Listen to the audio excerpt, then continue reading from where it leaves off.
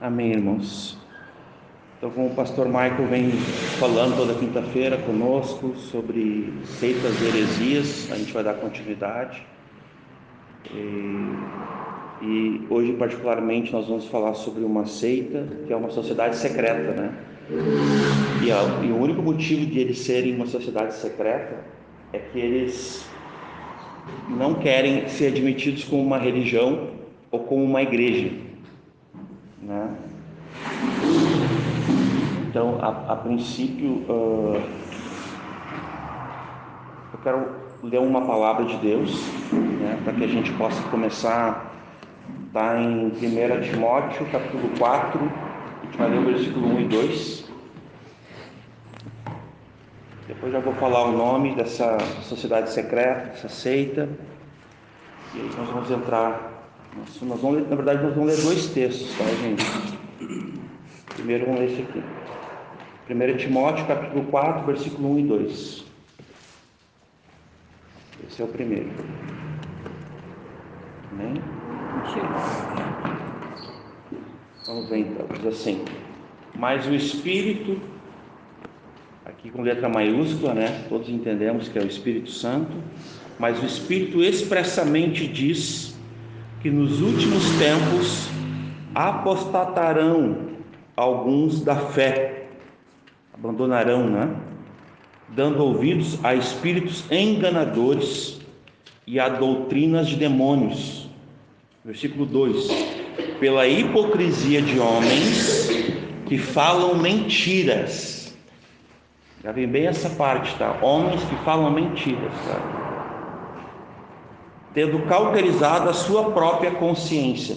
Essa partezinha, a parte B desse versículo, tem muito a ver com esse grupo, com essa seita, tá? Vocês vão reparar ao longo da gente conversando aqui, eles se julgam intelectuais, mas eles têm a mente cauterizada e propagam muitas mentiras, assim, sem cabimento nenhum, né? Antes de nós... abra também em 2 Timóteo, bem rapidamente, capítulo 4, versículo 3 daí.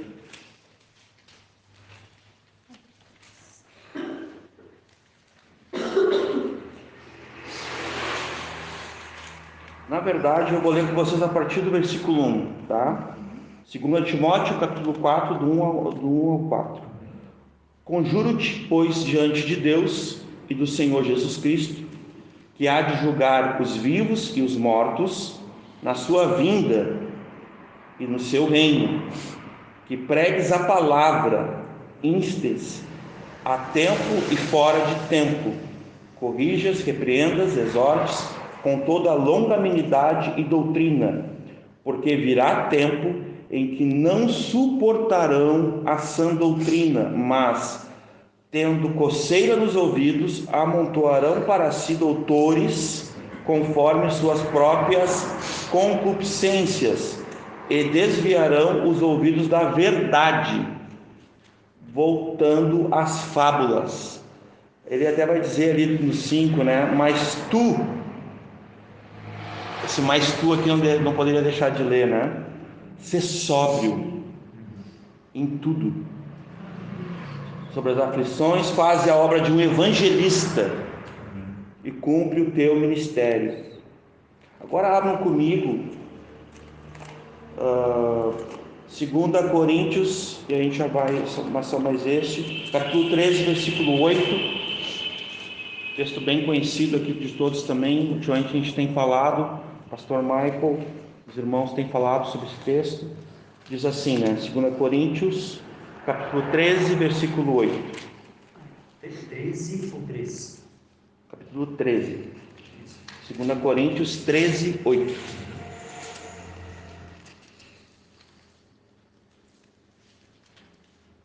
Amém? Porque nada podemos contra a verdade, senão pela verdade. Então, anteriormente a gente começou lendo sobre a mentira de homens que, né? A gente pode lembrar aqui de Efésios 4, pela artimanha dos homens, pela astúcia que nos induzem ao erro, para que nós não sejamos mais como meninos, né? Mas a gente possa estar conhecendo mais o Senhor e conhecendo a verdade, para que possamos dar resposta da esperança que habita em nós para a salvação, e sobre o reino de Deus, sobre o nosso Deus, sobre as coisas que nós precisamos dar resposta ao mundo. Nós vamos falar aqui sobre uma seita, ela se chama Rosa Cruz. Ela é de uma época, eu vou fazer abrir aqui um parênteses, uma época de ouro, onde começou todas as seitas, ali naquela época, a maioria das seitas, é incrível, ali no século XVIII, um pouquinho antes talvez, mas é aquele trecho ali, entre a metade do século XVII até a metade do século XIX, tipo assim, a era de ouro das seitas, né? Entre aspas, tá, irmãos? Eu não estou fazendo um elogio, estou apenas dizendo que ali é a época de ouro, tá bom? Só para não entenderem de uma forma controversa. Qual é o século? Oi?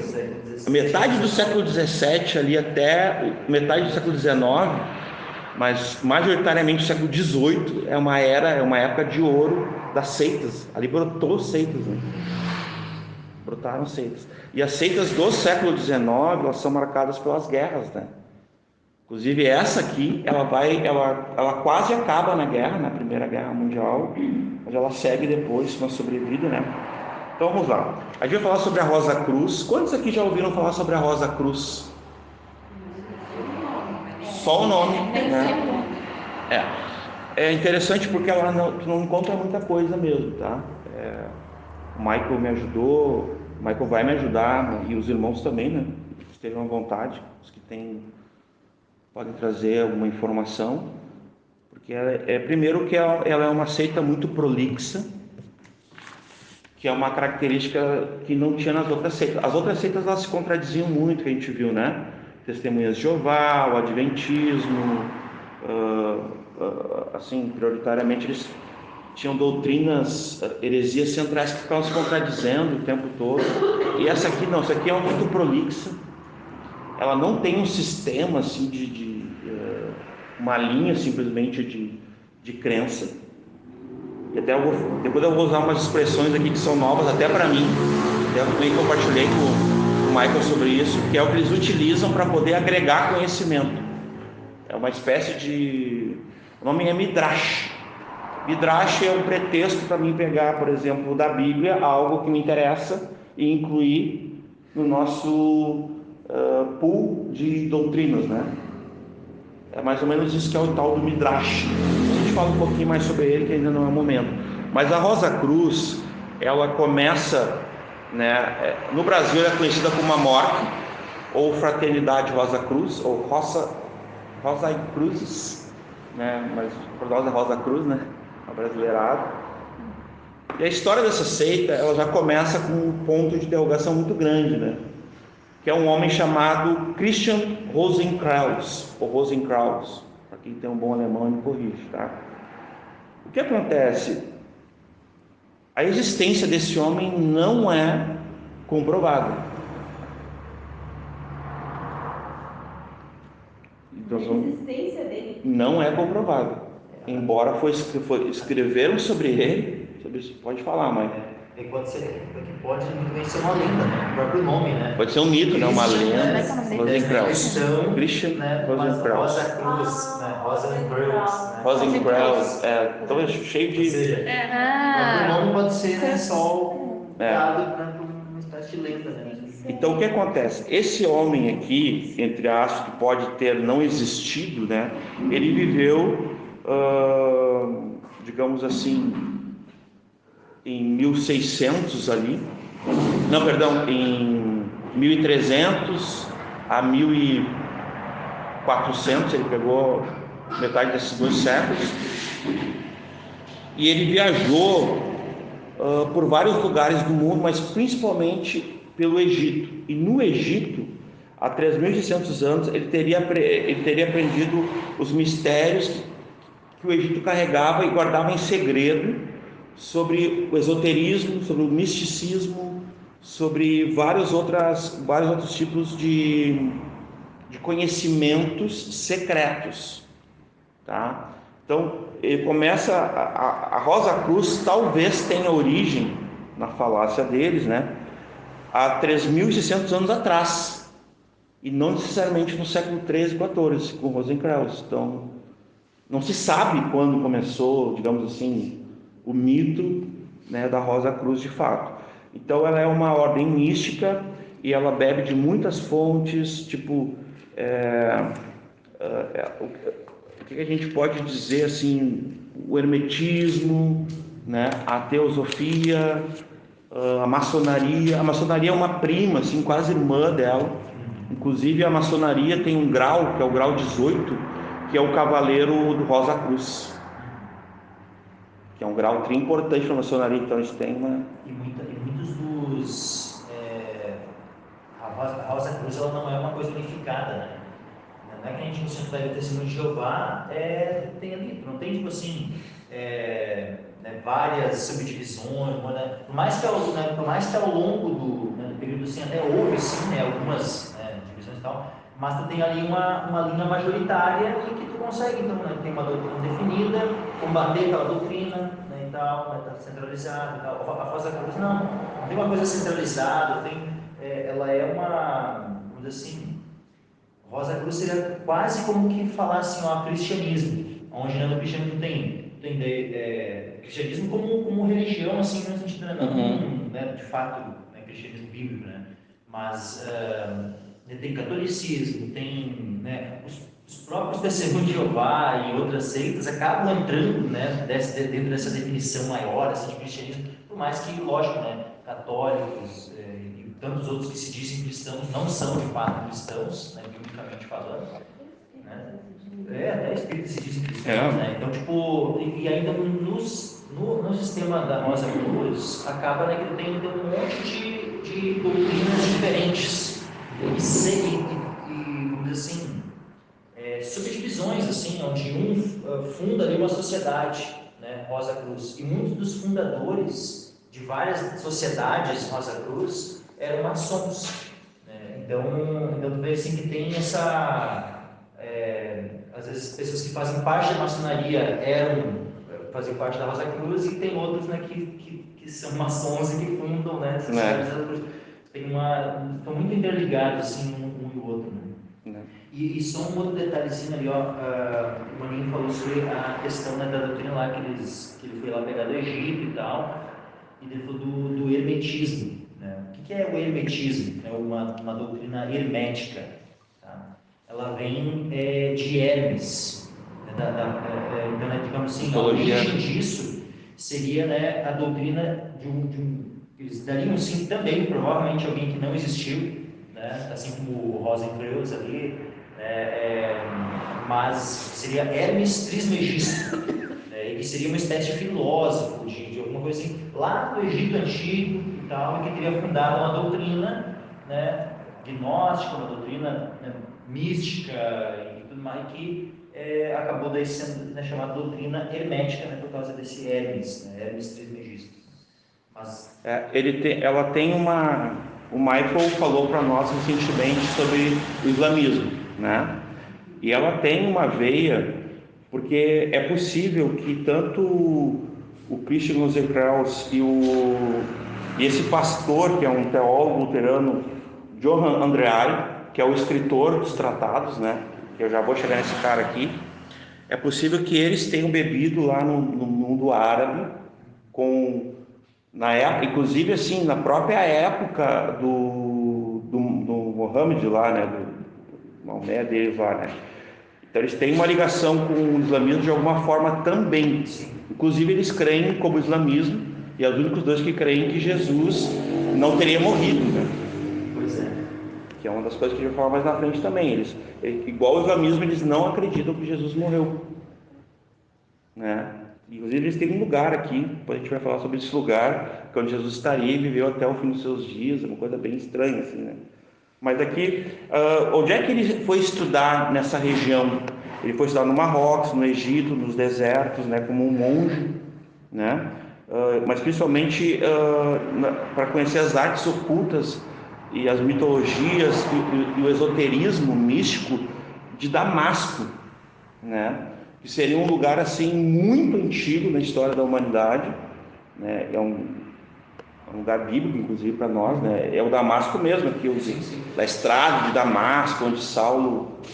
Então, eles têm toda uma questão ali com Damasco. E aí, esse monge, ele criaria um lugar, que seria tipo um templo de adoração, que chamaria Casa Sancti Spiritus, né? Tem pessoas que dizem que eles não têm um lugar sagrado, ou um lugar assim, tipo um templo, que eles são que nem os maçons, os maçônicos, perdão, que tem lojas, né? Mas aqui, ele que seria, digamos assim, das lendas, né, dos pioneiros, ele construiu um lugar que era um templo mesmo. Então já tem uma contradição aí, né, do rosacrucianismo atual para esse mais antigo, esse inicial, né? Então ele é um monge que estuda, que questiona e que traz uma experiência lá das Arábias, eles falam assim, né, de viagens, de conhecimentos, e começa a compartilhar na Europa. E daí ele morre, e 100 anos depois é descoberto o túmulo dele pelo pastor e um teólogo luterano John Andreae, que começa a escrever sobre ele. E aí começa a se estabelecer alguma coisa até então sobre esse grupo, tá? Esse Andreae, ele escreve o que a gente chama de os 3 tratados iniciais dessa ordem, tá? Eu só vou ler aqui para vocês saberem quais são esses tratados, tá? O primeiro, Fama Fraternitate Rosenkreuz, 1614, né?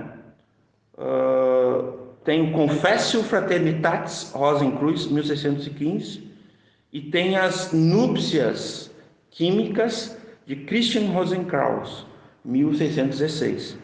O que são esses tratados, tá, irmãos? São a impressão desse pastor, desse teólogo luterano, sobre essa lenda, sobre esse mito, porque, como falei, os estudiosos não, inclusive no Wikipédia, lá, tem uma interrogação do lado do nome dele, o Christian Rosenkreuz, que eu nunca tinha visto, porque, tipo assim, não tem uma confirmação que ele possa ter existido. Então ele pode ser simplesmente uma lenda, ele pode ser alguém do imaginário criado por esse pastor aqui, do Andreae, né? Esse alemão aqui, luterano, né? Então, o que acontece aqui? Quando ele estabelece ali em 1616 o terceiro tratado, tem até uma foto dele, ele é um baixinho, né? Esse aqui é o Andreae, né? Johann Andreae, que é um pastor teólogo, né? Descobrindo o túmulo. Descobriu o túmulo dele e escreveu 3 tratados sobre a história dele, que ele deve ter imaginado tudo, né? Vamos combinar, entendeu? Então, assim, por que é importante isso aqui? Porque quando a gente vai falar sobre alguma seita, sobre algum grupo, a gente tem que ter o mínimo de informação para ser honestos. A gente não pode simplesmente falar né? Então, a gente está trazendo as impressões que estão no site da MORC, que é a MORC é a brasileira, que é o maior centro de Rosa Cruz do mundo, está no Brasil. São 300 lojas, tipo templos, né, tipo maçônicos que tem no Brasil. São mais de 300 mil inscritos já que pagam uma mensalidade entre R$39 e R$119, né? Pela minha pesquisa foi mais ou menos isso que eu reparei. Para te filiar, tu preenche um formulário virtual, paga uma taxa e começa a receber monografias, que é para te ter tipo um evolucionismo, assim, tu entrar num estado de evolução da psique, da tua alma. Eles são dicotomistas, tá? Eles não são tricotomistas. O que significa isso? Dicotomistas é só espírito e corpo. Dicotomista. Isso. Eles não são tricotomistas, né? Eu sou tricotomista, por exemplo, né? Tu também, né, mãe? Ou não? O Mike não sabe. É uma questão que eu não tenho ainda fechada, né? Eu ainda estou me aprofundando mais nesse ponto. Né? Eu creio lá. Eu pendo para o tricotomismo. Tricotomismo. Mas Que o homem é corpo, isso, corpo, alma e espírito. Como corpo, alma e espírito, seria isso. Mas não tá uma questão Fechada pra Deus. assim, né? Lá em Gênesis a gente lembra, né? Quando Deus criou o homem, né? Foi corpo, alma e espírito, então, né? Então eles são dicotomistas. Isso aqui tem a ver, isso aqui é importante, essa questão de eles serem dicotomistas, tá? Porque depois vocês vão entender sobre a questão da reencarnação, que vem da Cabala, né? Eles têm muita influência da Cabala. Na verdade, eu até fiz aqui uma anotação, eu vou ler bem rapidinho de uma coisa. Ó, todas essas seitas, essas religiões, essas heresias, o próprio Rosa Cruz, ele é mais uma heresia em si do que uma seita, sabia? Vou explicar por quê. Por exemplo, assim, uma religião é um grupo de pessoas que busca uma relação com uma divindade. Basicamente isso é um sistema de crenças para uma relação com uma divindade. Isso seria uma religião, tá? Uma seita, a gente já falou que é um grupo sectário ou partidário de alguém que se filia, de alguém que começa a fazer parte. Isso é uma seita, tá? E uma heresia é um desvio de entendimento, de realidade, sobre a verdade, principalmente sobre a Bíblia. Então a heresia, sobretudo, ela é um desvio dessas três coisas: realidade, verdade e sobre a palavra de Deus. A gente considera ela, né, a nossa regra de fé e prática, no nosso caso, que depois vamos falar só a Escritura. Por exemplo, o islamismo tem o Corão, né? Os espíritas têm a codificação espírita, lá o livro de Allan Kardec, né? Os Vedas, que são lá dos hindus, né? Do hinduísmo, que é uma fonte, né? De várias seitas, heresias que permeiam o mundo desde a antiguidade, o hinduísmo, né? Acho que o Michael já comentou isso em outra oportunidade, né? Eles têm os Vedas, né? Que são escritos, né? O Guru Granth Sahib, ele tem um livro sagrado também que é o Shikrimos, né? Que ele é mais importante que a Bíblia para eles, e ele serve tanto para o hinduísmo quanto para o Islã, esse livro. Tem alguns adeptos do Islã que usam esse livro também, né? Shikrismon, né? O hinduísmo e o islamismo se utilizariam também nesse livro. Mas daí provavelmente é uma seita dentro do islamismo. Deve ser uma seita que tem uma seita, um sincretismo, uma mistura, né? Um misticismo ali. Tem o Tanakh. Isso aqui são tudo livros, tá? Os Anacletos de Confúcio, os Diálogos de Confúcio, né? É uma seita chinesa. Tem a Bíblia dos Adventistas, que é nova, recente. O nome dela é The Clear Word. O que os adventistas fizeram? Eles acabaram de realmente profanar tudo que eles podiam. Eles criaram uma Bíblia somente que eles colocaram os escritos de Ellen White junto ao texto bíblico. Tá? Esse link aqui eu botei no grupo, tá? Não sei se alguém observou um tempo atrás. Vocês foram para onde? Nos Estados Unidos? Estados Unidos. Inclusive tem. Aqui no Brasil eles têm utilizado mais a área, né? Eles não têm ainda uma. E isso aqui é recente, né? Inclusive o autor dessa Bíblia aqui está vivo e ele explica. Cara, é uma grosseria assim o que ele faz. Ele coloca os escritos da Ellen White junto ao texto bíblico, uma cara de pau assim, nessa Bíblia, junto com os versículos, para complementar, mesma equivalência, né? Isso aqui tem um vídeo explicando, depois eu posso passar para vocês conhecerem. The Clear Word, é a Bíblia dos Adventistas, tá? O Testemunho de Jeová tem o Novo Mundo, né? A Cabala tem a Zohar ou Bahir, que são os dois livros sagrados deles. A Cabala é o quê? É uma espécie de seita dentro do judaísmo, só que uma seita mística, né? Ocultista, esotérica. Ela é bem oculta mesmo, é bem ocultista, né? Essa Cabala, por isso que as pessoas não conhecem muito, né? Ela não é assim bem, não é tão fácil assim ter informações sobre ela, né? Hoje tem alguma coisinha, mas ela é bem quase uma sociedade secreta também, tá? E ela tem os Mormons, né? Que tem um livro de Mormon, né? E tem o Tripitaka, que é o livro do budismo, né? O que significa? Por que eu fiz essa lista aqui de livros sagrados, de seitas e religiões? Porque isso aqui tudo é a fonte da Rosa Cruz. Rosa Cruz, somente. Entenderam agora? Por isso É só isso aqui. a complexidade. Uma salada de... Mas como é que eles fazem para lidar com tudo isso, tá? Eu já vou dar um pulo aqui, ó. Deixa eu mostrar uma coisa rapidinho para vocês. O nome do conceito que eles usam, agora eu vou falar tipo assim da teologia deles, tá? É Midrash, tá? M-I-D-R-A-S-H, Midrash. O que é Midrash? É um método típico de ler a Bíblia e livros sagrados, buscar em seus fundamentos uma visão clínica, histórica, para o nosso próprio bel prazer, para o nosso próprio entendimento.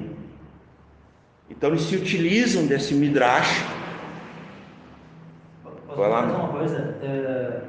É bem longo, eu não vou ler tudo, mas todos conhecem o famoso ditado. Tudo isso aqui é Todos os caminhos levam a Deus. Né? Assim, ó, o Rosa Cruz leva isso bem a sério mesmo. Ele vai, então ele vai por tudo que é tipo de religião, tudo que é tipo de livro considerado sagrado e tal, e buscam pescar aquilo que interessa, né? Para eles. Isso, mas assim, ó, isso levado ao extremo, porque eles realmente têm esses princípios, né, de que todos são irmãos. Então é complicado, né? Quando começa, por exemplo, né, a ver alguns pastores, né, falando assim, ó, de todo mundo é irmão, todos são filhos de Deus, né, e tal, é meio complicado, né? E esses princípios estão mais parecidos daí quando vem esses papos, né, com uma filosofia Rosa Cruz do que com a Bíblia. Porque a Bíblia não é a questão assim, todos são filhos, não.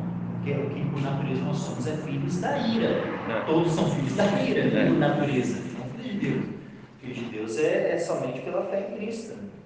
Mas esse Midrash aqui, ele foi, digamos assim, ele foi utilizado no século XVIII, ali para o século XIX, por um homem chamado Martinez de Pasqualini, tá? Ele é, digamos assim, um mentor de um material chamado, cadê aqui?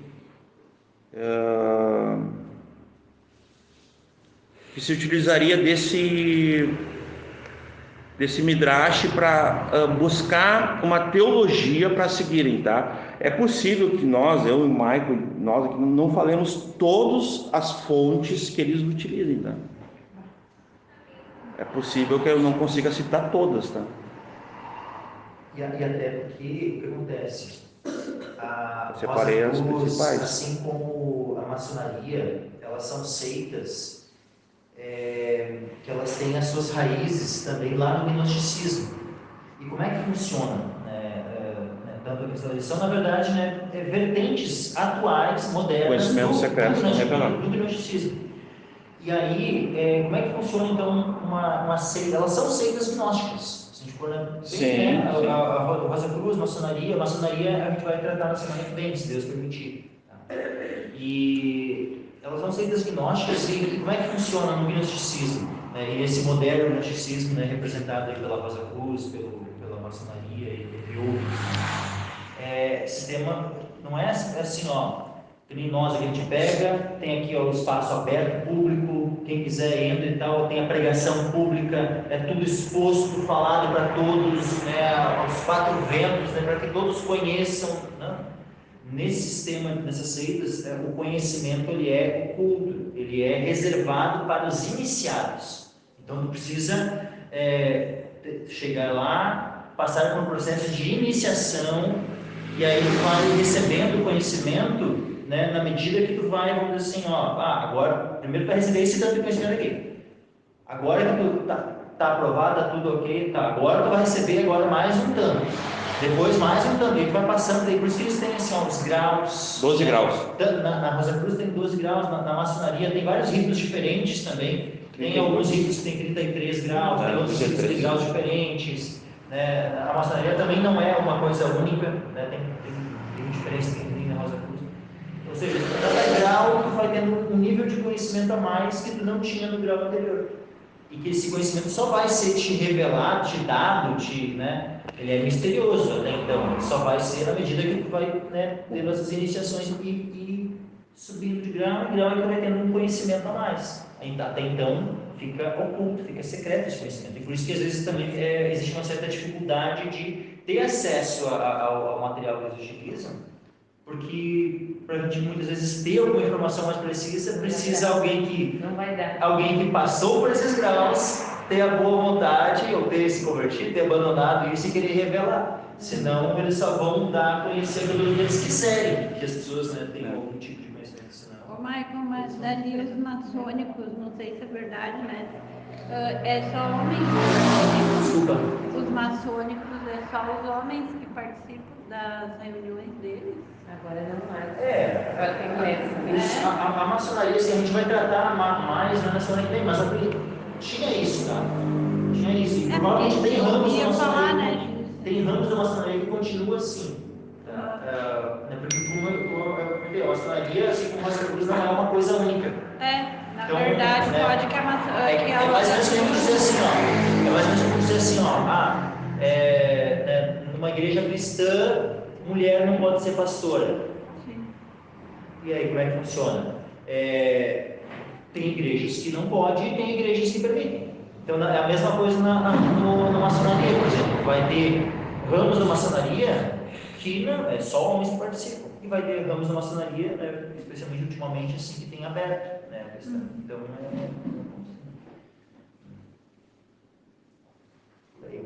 Bom, retomando aqui, o Martinelli de Pasqualini, ele é responsável pelo Tratado de Reintegração dos Seres. Esse tratado, ele é muito importante para eles, né? Ele tinha um discípulo chamado Saint-Martin Nicolai, e quando ele foi buscar um terreno, uma propriedade no Havaí, ele foi morto, esse homem, Martinelli de Pasqualini, e esse Saint-Martin Nicolai, ele escreveu mais sobre esse tratado de reintegração dos seres. Reintegração dos seres começa a tratar do que eles realmente acreditam, usando o Midrash para capturar, para raptar de todos os conjuntos de crenças, de todas as religiões, inclusive da Bíblia, conceitos que eles entendem que servem para eles, para a evolução do seu homem de desejo, que é chamado de buscador por eles, né? Então, esse homem de desejo, ele precisa passar pela reintegração dos seres. O que seria isso? A reintegração dos seres, eles falam da queda, mas eles falam da queda que nem os adventistas, eles falam da queda de Satanás. Eles começam falando lá de Satanás. Eles não falam da queda, eles não entendem que o homem é caído, é depravado. Eles sempre vão atribuir a Satanás, a queda do céu. Então, quando eles falam da queda, eles falam que Satanás, que todos os espíritos emanados que caíram com Satanás, precisam ser reintegrados. Olha que viagem. Precisam ser salvos. Salvos do quê? Da sua queda. Aí, Jesus veio, eles reconhecem que Jesus veio, e que Jesus, no caso, é o Filho de Deus, né? É o grande Cristo para eles, só que tem um significado, isso não é exatamente como nós cremos. Nós vamos tratar disso quando a gente entrar na questão da refutação, mas só para vocês entenderem, Jesus caiu, logo depois, Jesus cai também. Então, o que eles acreditam? Que nós vamos primeiro ser reintegrados, depois nós vamos salvar Jesus e vamos salvar Satanás e os demônios, nós vamos salvar todo mundo, porque eles são universalistas. É o próprio homem, e todos os homens vão ser salvos, todos, sem exceção. E eles acreditam assim, ou é todos ou é nenhum. É uma coisa meio maluca, eles não conseguem nem sustentar o argumento deles, tá? Então, essa questão aqui, esse espírito de reintegração, que eles chamam, que é um espírito, tá? Ele chama Adão Cadium. Seria um espírito universal da humanidade que vai nos aperfeiçoar, uma viagem, eu sei, que vai fazer com que a gente possa depois salvar Satanás, salvar os demônios, salvar Jesus, salvar todo mundo, né? De uma forma muito sem explicação, assim, sem noção, porque né? A gente sabe onde é que vai dar isso, né? Mas eles acreditam nisso, na evolução do ser, por isso que é a reintegração do ser. Então, uma vez reintegração significa regeneração, significa salvação. Eles usam esses termos, viu? Mas o tratado lá de 1774, 1774 pelo Nicolai Saint-Martin, é reintegração dos seres, por isso que eu peguei o nome original, né? Que hoje eles usam um nome um pouco diferente, seria a regeneração do ser, né? Ou reencarnação. Estava explicando para o Michael outro dia que eles acreditam que Jesus, ele fica reencarnando, ele não ressuscita e fica perdoando pecados. Eles misturam um pouco isso aí, né? Inclusive fica se salvando, né? Ou seja, depois eles voltaram atrás, Jesus pode se salvar, mas os espíritos que caíram não. Eles voltaram atrás nisso. Bem depois de 1900, quando entra um cara que o Michael me passou do livro dele, que é Max Rendel, né? Carl Luz von Graft também, né? São os fundadores ali daí da Amorc, que hoje é o maior grupo. Eles são várias segmentações, tá, gente? Esse aqui é um dos mais antigos e é o maior do mundo, esse Amorc aqui, tá? Só para vocês entenderem, né? Uma coisa que eu ia falar no início, mas eu esqueci, mas eu acho que não era para fazer, que eles têm um cumprimento, tá? Eles chegam num lugar e falam assim, uma saudação, né? Que nem nós temos o graça e paz, né? Eles têm um que diz assim, ó, que floresça sua rosa sob sua cruz. Aí a resposta é, e a vossa também. Desejo que floresça sua rosa sob sua cruz. Aí a galera responde, a sua também. A vossa também. Seria isso, tá? Esse é um cumprimento deles quando eles vão começar cada sessão lá na loja, né? Uma coisa também que eu queria, só para concluir essa parte de introdução, estou na introdução aqui ainda, para falar que eles têm umas divisões tipo para-eclesiásticas, assim, né? Que são os fraters e os assorores. Assorores é para mulheres, né? Normalmente são mulheres, majoritariamente. E os fraters são homens, tá? Eles têm o mesmo nível de autoridade, de conhecimento. O Michael explicou ali que o gnosticismo é um conhecimento secreto, não revelado. É uma parada meio assim para eles. Isso é gnosticismo para eles, tá? Inclusive eles têm uma relação, Michael, com uma coisa, até eu anotei aqui. Porque o que eles vão fazer, tá? Ó, eles vão ter um acesso a informações diário, Pelágio, Marcião, Maniqueu, né? Isso aqui tudo são coisas que o Michael tem falado. Por exemplo, Pelágio negava a divindade de Cristo, lembra? Né? Ele negava que Cristo, o Ário, lá no Egito, né? Eles estiveram no Egito, lembra? Na época de Aquineton, aqueles faraós, né? Nessa época aí, tá? O Pelágio nega o pecado original, né? A corrupção na natureza humana, a necessidade de uma graça para a salvação, né? Os pelagianos. Marcião, ele acredita que existem dois deuses distintos, um no Antigo e um no Novo. Daí ele quis separar, ele quis retirar textos da Bíblia. Ele pegou e quis retirar a Escritura, né? Rejeitar o Antigo Testamento, mexeu no cânon, né? E foi excomungado, né? A igreja não aceitou as atitudes dele, é um herege, excomungaram ele. Marcião era gnóstico. Das primeiras seitas gnósticas. E ele exatamente, junto com ele, depois com Orígenes, com Clemente, ele acaba sendo um dos pais do gnosticismo, né? Então, e o Maniqueu, que é assim, para mim, a viagem da época, né? Ele dizia que ele era o Paráclitos, que ele era o próprio Espírito de Deus, que é o maniqueísmo, né?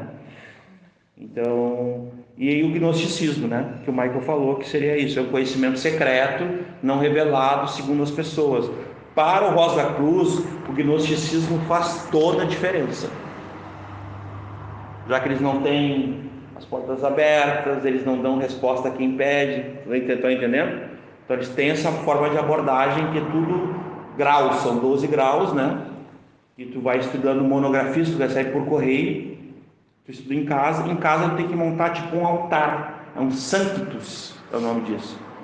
Então na tua casa tu tem que ter tipo um altarzinho que é para te receber as monografias e fazer umas rezas ali, eles têm umas palavras sagradas. Seria monografia? São escritos, são teses de estudos elevados, complexos, Eles fazem toda uma. Acaba que é terrível saber essa forma como o diabo, né, se utiliza assim, porque ele desperta a curiosidade. Como é um segredo, tá? E aí a pessoa, né, acha, né, tô grandão aqui, né, sabendo. Tô no grau 3. E aí ela vai, e daí, daí é dado assim, isso aqui vai ser enviado para ti, tu tem que estar num local especial, daí a pessoa, o que acaba isso gerando? Uma sujeição muito maior à atuação diabólica da mente dela. Ela abre, né, no medida que ela se sujeita a todos esses ditames, né, tem que fazer assim, fazer assado e tal, ela está com o coração dela muito mais aberto, né, para receber a influência satânica na vida dela, na mente dela. Exatamente. E ter justamente aquilo que o Maninho leu no início, ali, um dos versículos, né, ter a sua mente cauterizada, a sua consciência cauterizada. Que de outra forma, daqui a pouco, né, ele vai ler ali, mas ele vai ler de qualquer jeito. Recebeu os estudos aqui e tal, né? E daí ele vai lá no sofá da sala, e dá uma olhada, é legal, né? Não, eles não querem que a pessoa leia dessa forma.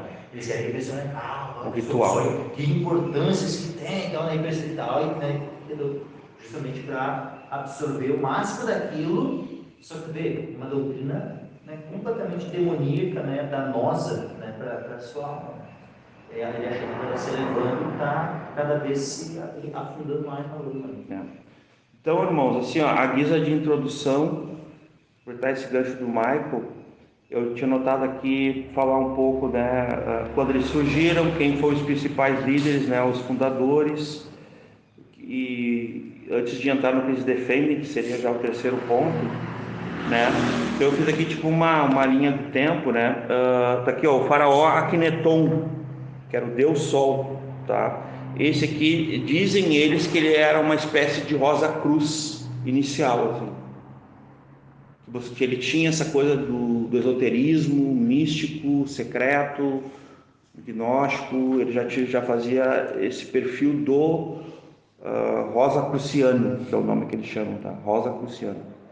Então isso foi em 1353, depois das viagens, né, do mito, né, da lenda do Christian Rosenkrantz, 1378 a 1484, é um personagem mítico, né? E aí eles vão chamar ele mais tarde, perto de 1990, por ali, eles vão chamar ele de espírito fundante, tá? Eles já mudaram para... já não é mais um personagem alegórico, agora é um espírito fundante, né? Depois aparece o Jonathan Valentin Andreae, né? Que é um teólogo luterano que eu já falei, publicando os 3 manifestos, né? Em 1654 ele deixa, né, a ordem. Isso é muito comum para eles, tá, gente? Tu vê vários vídeos assim, por que deixei Rosa Cruz, aí tu encontra também. Não é qualquer um que fica lá, né? Os caras, eles são meio, né? Então tem os 3 tratados, né, que eu li, o Fama Fraternitatis, Confessio Fraternitatis, as núcleas químicas de Christian Rosenkrantz. Depois vai ter o Positio Fraternitatis em 2001, que foi tipo assim, foi um encontro mundial deles nos Estados Unidos, aonde eles se tornaram um grupo que adotou o ecumenismo, que até então eles não falavam sobre isso, só que agora eles se consideram um grupo universalista e ecumenista. O que seria isso? Ecumenismo não é de Deus. Ecumenismo é nós estarmos juntos, por exemplo, com o pessoal do baixo espiritismo, né? Do Umbanda, Quimbanda, tudo, e dizer que a gente vai buscar Deus junto. Fazer um culto ecumênico. Fazer um culto com a igreja católica. Com a igreja católica, com o adventista, com o testemunho de Jeová. É ecumenismo. São vários grupos, líderes religiosos que se unem para buscarem uma divindade, entendeu? Só que por que eles não assumem o cristianismo? Eles se utilizam muito da Bíblia, porque eles estão em tudo que é países, e tem países que não aceitam o cristianismo. Viu a tática deles? No primeiro manifesto deles, eles colaram, tipo Lutero, assim, nos lugares mais públicos da cidade, na França, folhas, cartazes, né, grandes, escrito assim, nós viemos fazer uma visita, nosso colegiado de autoridades de Voz da Cruz veio fazer uma visita visível e invisivelmente a vocês. Olha que viagem, né? E caso vocês queiram nos encontrar, vocês não nos encontrarão, mas se o interesse de vocês for legítimo, nós encontraremos você. Não, isso tem tudo. Gente, isso aqui são tudo documentos, tá? Eu não estou inventando, não. Sim, não é. Eu só não tenho. Eles começaram assim. E eles têm uma tática muito interessante, assim, de uma certa evangelização, né? Vou emprestar essa palavra nossa, tá? De comunicar o que eles acreditam. Que é o seguinte, cara. Chama de proselitismo. Proselitismo, né? O que eles fazem, tá? Eles atiçam a curiosidade das pessoas com conhecimento, com intelectualidade. Grandes personalidades, né, da história mundial foram Rosa Cruz. Vários cientistas, matemáticos, né? Eles atribuem que o conhecimento deles matemáticos são de Pitágoras. Há quem diga que Pitágoras não existiu. Não tem prova nenhuma que Pitágoras existiu. A história não prova que ele existiu. Eles eram neoplatônicos também, então eles estão em tudo que é lugar. Tipo assim, em algum lugar da história eles aparecem assim. Então eles são meio assim, tá? Não estranhe que eu estou só seguindo, estou tentando criar aqui uma linha para poder passar para vocês, né? Então, esse Positio Fraternidades, ele é muito importante em 2001, no encontro mundial deles, porque ali eles se apresentaram ao mundo. Aí é que tá. O que aconteceu? Eles começaram a se apresentar no Bug do Milênio, que teve aquele famoso Bug do Milênio, né? Aqui eu acho que só a Manu não vai lembrar, famoso Bug do Milênio, que é muito novinha, né? Mas o que aconteceu, Rony? Era nascida? Ah, não era nascida. Tá bom. Agora a tua mãe explica o que é. E eles aproveitaram aquela oportunidade para dizer para as pessoas quem eles eram. E aí eles ganharam milhares de adeptos. Aqui eu tenho uma informação, mais de 3 milhões de cadastrados em mais de 300 países. E eles recebem jovens de 6 a 15 anos. O nome é Ordem Guias do Grau, OGG. No Brasil é muito forte isso aqui, viu? O trabalho deles com crianças e jovens é muito forte, tá? Né? Então essa parte aqui está concluída. Agora nós vamos para o desenvolvimento da nossa... Vou entrar para uma parte... Eu até anotei o que a gente vai falar agora. Nós vamos falar de autoridade extrabíblica, de verdades que vão além da palavra de Deus, ou que ficam aquém, ou além ou aquém. Nós vamos falar de interpretações particulares que são errôneas da Bíblia, sobre rejeições ao cristianismo ortodoxo. Eles têm isso, eles declaram isso, que eles rejeitaram o cristianismo ortodoxo, tá? Nós vamos falar sobre o outro Cristo, o outro evangelho que eles pregam, a lavagem cerebral que eles praticam. A pessoa precisa meio que fazer um reset, né? Precisa resetar para começar a acompanhar a evolução na psique, né? No seu entendimento. A salvação pelas obras, o exclusivismo nesse fato, porque eles acreditam que a integração ali é tipo uma absorção também. As falsas profecias, né, que eles têm também, falsas curas, Isso aqui eu vou ter cuidado para falar, porque eles dizem que curam. E a Bíblia diz que os falsos também curariam, né? Os demônios. Então, não vou aqui também entrar no mérito. Então, eu vou retirar essa palavra falsas curas, as curas deles, tá? Que dizem que tem registros que eles curaram e é possível porque a Bíblia fala que é possível, tá? Então, só para deixar claro. Semânticas enganosas, isso aqui é muito interessante. Eles não usam, mas a semântica enganosa de uma forma aberta. O que é uma semântica enganosa? Igreja adventista, a palavra igreja está certa ou não? Adventismo é uma igreja ou não? Não é uma igreja. Como é que é o nome disso? Semântica enganosa. Então eles não usam assim abertamente, mas eles usam nas doutrinas bíblicas. Os mestres, os fráteres deles. Só para nós entender essa questão que o Murilo está falando sobre semântica, o que é semântica, né? É os termos que nós utilizamos. Então nós temos doutrinas muito claras, né? Novo nascimento, regeneração, vamos pegar ali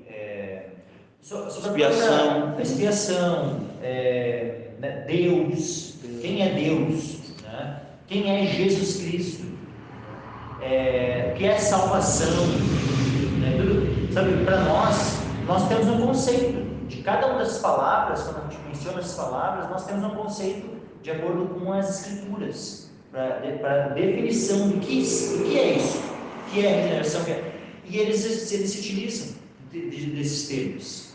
Só que o significado que eles dão desses termos é completamente outro, diverso. Eu vou dar um exemplo. A questão que a gente fala sobre a semântica enganosa, usando os mesmos termos que nós usamos, mas com uma conotação completamente diferente. E aí uma pessoa que não tem muito conhecimento pode se enganar. Eu até não falei aqui inicialmente de propósito, porque eu ia falar inicialmente, mas eu decidi não falar para não confundir vocês. Porque assim, teologia cristã, hermetismo cristão, cabala cristã, teosofia cristã, tudo é cristã. Essa é a linguagem que eles usam. Mas eu não falei que era para vocês não associarem, eu não queria isso. E agora eu vou falar de termos que são muito caros para nós, só para fechar essa linha que tu usou, Michael. Quer ver? Cristo, tá? Isso aqui até mostrei para o Michael. Quem é Cristo para eles em primeira mão? É um ser da onda de vida dos arcanjos. Ele é o mais elevado iniciado pelo período solar, ou seja, o arcanjo que aprendeu no período solar a ter tudo que um arcanjo deveria aprender até o fim dos tempos. Olha que viagem. Outro termo, Bíblia. Vocês entenderam o que aquilo ali é para eles, tá, gente? Eu falei quem era Cristo para eles, tá?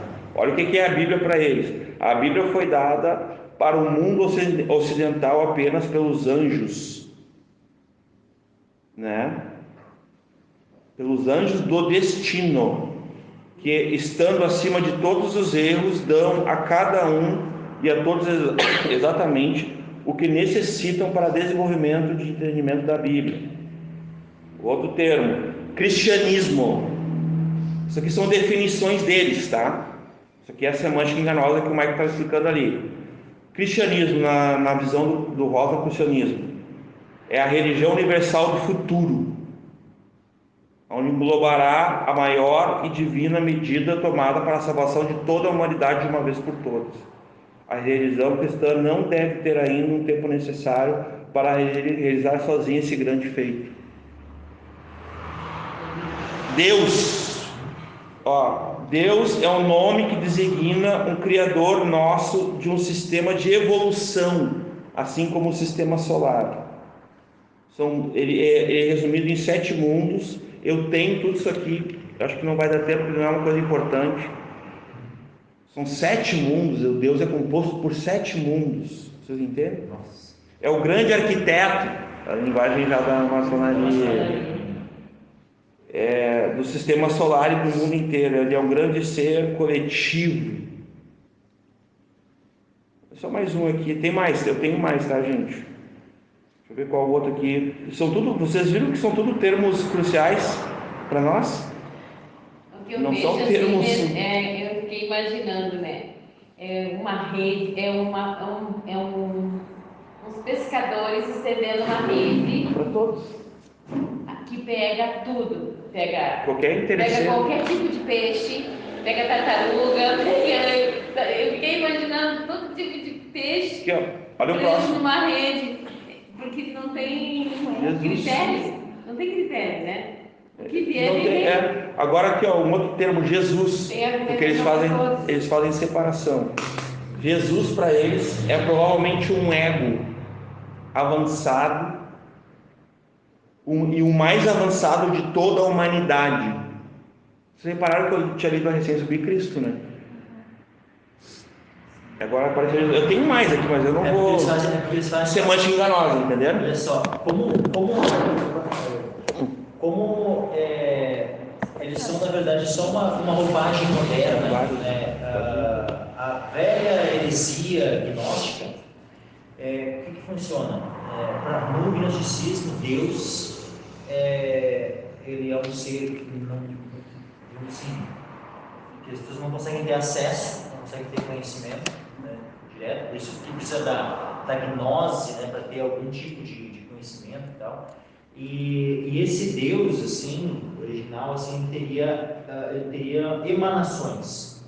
E essas emanações seriam, né, daí, tipo, os anjos, arcanjos e tal, né? E o próprio Jesus, né, o próprio Cristo, aliás, e aí tem essa questão dessa diferença, né, entre Jesus e Cristo no gnosticismo, porque Jesus seria o homem e Cristo seria a emanação de Deus, mas eles não consideram as emanações como sendo Deus, né? É só uma emanação, ou seja, e aí então, tipo, essa emanação teria, vamos dizer assim, tomado, né, o Jesus, né, ali. Mas essa emanação, ela pode, assim, como pode ter tomado, ela pode ter tomado outros, em outras coisas. Por isso, né, a questão de vários, né, muitas vezes se autoproclamam, né, Cristos e tal, né, porque justamente e às vezes até se dizem reencarnação de Cristo. Às vezes por causa dessa questão, né, de que uma coisa é o Jesus lá, outra coisa é e aí, na doutrina gnóstica também, que aí meio que não é exatamente igual ao islamismo, porque o islamismo eles dizem que Jesus não morreu, né, mas que ele foi elevado, né, aos céus, foi arrebatado, né, vivo, né, do céu, não passou pela morte. Mas no gnosticismo, e a princípio, né, na doutrina Rosa Cruz, assim, eles têm um pouco disso. Eles dizem que, como eles se baseiam também em evangelhos gnósticos para formular as doutrinas deles, eles dizem que Jesus teve uma família e teve filhos com Maria Madalena. Já ouviram aquele filme O Código da Vinci? O Código da Vinci lá, ele aquele filme lá, ele traz justamente a doutrina gnóstica. E muita da doutrina que tem naquele filme do Código da Vinci acaba batendo em vários aspectos com a doutrina da Rosa Cruz. Não que necessariamente seja, né, a doutrina Rosa Cruz apresentada no filme, mas como a doutrina Rosa Cruz tem as suas origens também no gnosticismo, né, não unicamente, mas também vai acabar conciliando com Só, Eles. Pode? é só um parênteses que não é muito útil, mas ali, né, fala sobre Jesus, que é o ego, e num dos filmes da Marvel, eles apresentam o ego, que ele é um planeta que se fez homem pra vir tipo assim, que foi no mundo e teve relação com muitas mulheres. E aí, tipo, ele é um homem, ele é um planeta Deus que se fez com um homem, que é tipo assim, eu nunca tinha parado de pensar nisso, mas aqui o Rosa Cruz, eles apresentam Jesus como o ego, né? Isso é muito bizarro. E ele cai exatamente como os adventistas falam, né? Ele tem o corpo do pecado, a natureza pecaminosa, eles vão reconhecer isso também, tá? Bom, a forma de divulgação deles, eu só queria fazer porque eu grifei isso aqui, eles distribuem mais de 500 milhões de revistas em todo o mundo, em todas as línguas, né? Propagando desde 2001, né? suas literaturas. Então eles já começaram digamos assim, esse proselitismo, tá? Bom, eu queria entrar agora no primeiro item aqui que a gente separou para começar a refutar. Pode ser, Michael? Que é o só a Escritura, tá? Seguindo o padrão que o Michael tem feito com a gente, né? Então, sobre a palavra de Deus, né? Vocês já repararam que eles não são... Porque assim, ó, uma seita, gente, ela é uma heresia organizada. Toda seita é como se fosse assim, um sistema de heresias organizados, entendeu? E eles não são. Eu não, é muito prolixo, é muita coisa que tu não consegue. Tu tem que definir o que tu vai pegar para falar, porque senão. E tá faltando coisa, entendeu? Mas sobre a Bíblia eu peguei exatamente eu peguei tudo que eu vi que era importante para trazer para vocês. A Amorque, né? Vou falar da brasileira, que é agora eu vou falar do nosso chão aqui, Brasil. Ela utiliza a Bíblia em partes, tá? E com a semântica enganosa, que a gente já explicou o que é. Ela é apenas para informações, né? Para que o Midrash extraia dela aquilo que eles querem, para complementar seus conceitos, seus ensinos, tá? Então, eles creem mais nos tratados iniciais, né? Os manifestos, a trilogia inicial, depois esse que veio agora no Encontro Mundial, que são marcos, né, deles, da história deles, né? Mas eles vão citar mais que a própria Bíblia, eles vão citar a Cabala, o Hermetismo, como a gente falou anteriormente, né? O Zohar, né, que eu falei ali, aqueles livros todos que eu citei para vocês, né? E também eles têm, digamos assim, eles tiveram um medo da guerra, a guerra quase acabou com eles. E eles tinham muito medo da Igreja Católica, porque na época deles os hereges eram queimados pela Igreja Católica, tá, gente? Quem conhece um pouco de história vai lembrar que, inclusive nós, né, os cristãos foram queimados pela Igreja Católica, tá? Então eles tinham esse medo. Eu entendo que era um medo, isso fica por minha conta, né? Fica por minha conta, né? Eles tinham medo da guerra e tinham medo da Igreja Católica. Então por isso que eu não falei muito da Igreja Católica, porque realmente eles não. Mas uma coisa curiosa, tem pastores membros da Amorque, viu? Pastores. Assim como tem pastores maçônicos. Tem pastores maçônicos. Tem pastores, tem padres membros da Amorque. Mas daí, Paróquias. Eles não expõem isso, ou expõem. Tipo, que eles fazem. Eu não sei como se dá, se eu falasse eu ia estar falando uma coisa que eu não sei. Ele só expõe se tu pega em frente. Mas existe, tá? Só que isso aí existe. Inclusive, num dos vídeos que eu olhei no YouTube deles, que tem 120 e poucos milhões de seguidores no YouTube dos caras.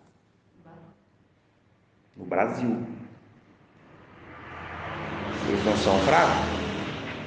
Tá? Bom, vamos lá. Então, o que acontece? Eles tentaram modificar através do Midrash, deixando aquém da Escritura, nas suas monografias, nos seus escritos, e indo além nas Escrituras, aliás, extra Escritura, né? Extra bíblico também, nas suas monografias e nos seus escritos. Isso está registrado numa monografia do templo, no livro Cristianismo Rosa Cruz. É a fonte que eu peguei isso aqui. A técnica do Midrash, ela não só tira, não sei se vocês entendem, eles não tiram exatamente, eles não pegam tudo do que está ali na doutrina ou no princípio, eles pegam isso aqui só, isso aí não aí deixa. Entenderam? É isso que eles fazem. O que eles usam? Midrash. Tá? Então eles não têm a Bíblia, né, levada a sério, porque eles têm todos os outros livros sagrados, as outras Bíblias, entre aspas, que eles vão tirar que convém, exatamente, o que lhes convém. Deixa eu ver se eu entendi. Eles têm um livro que tenha tudo, Não. ou eles têm vários livros? Não, eles não têm livro nenhum, eles não são uma religião. Eles não são uma igreja. Eles não se consideram. Eles não se consideram. Porque assim, ó, assim como a maçonaria, não se considera uma religião, Rosa Cruz também não se considera, eles não gostam de serem chamados de religião. Mas na prática eles são. Eles se tornam. Uma falsa religião, né, assim como a maçonaria, né? Eles são uma seita. Então, vamos lá. Só a Escritura, tá? Então, eles não creem. Eu não vou ficar no meio termo. Para mim, eles não creem na palavra de Deus como única regra de fé e prática. Isso é bem claro, hein? Tá? É muito claro, esse Midrash é muito claro. Né? Tem alguns textos, né? Eu não acho que não se faz necessário ler, mas tipo que o Senhor vai falar, né? Por que vocês ficam costeando entre dois pensamentos? Escolhei hoje, tipo, seria bem oportuno assim para ministrar com uma pessoa dessa, entendeu? Porque eles estão muito confusos assim, né? Realmente, né? Mas vamos lá. O que nós cremos? Tá? Já vou partir para isso aí, essa é a parte importante. Que a Bíblia é a palavra de Deus. Ela não contém simplesmente, ela é a palavra de Deus, tá? Inerrante, infalível, imutável, incorrigível, suficiente, autoritativa, né? Não vou continuar aqui nos adjetivos, tá? Mas somente a Bíblia tem autoridade pelos seus termos e para a nossa regra de fé e prática, nós que somos discípulos de Jesus e somente de Jesus. Nós somos somente discípulos de Cristo. Nós só seguimos a Cristo. A gente não segue Buda, a gente não segue os outros demiurgos, né? Os outros são tipo homens-deus que eles têm, né? Nós só seguimos a Jesus, o Cristo de Deus, o Filho de Deus, o próprio Deus. Então a Bíblia, ela tem primazia no conselho, na direção, na absoluta verdade que somente ela contém, pois fora da Bíblia não há verdade. Fora da Bíblia não há verdade. A verdade só há na Bíblia. A verdade é uma pessoa, né? É Cristo, vamos lembrar aqui. Eu sou a verdade. O Logos, o Verbo encarnado, né? Então ela é irrefutável, é inquestionável, incorrigível. Ela é a voz de Deus, a palavra de Deus. Então vamos ler rapidamente aqui alguns versículos. André, tu abre para nós Romanos 15:4, por favor. A Manu pode ler para nós Mateus 4:4. Gaúcho, Mateus 5:18. 4:4.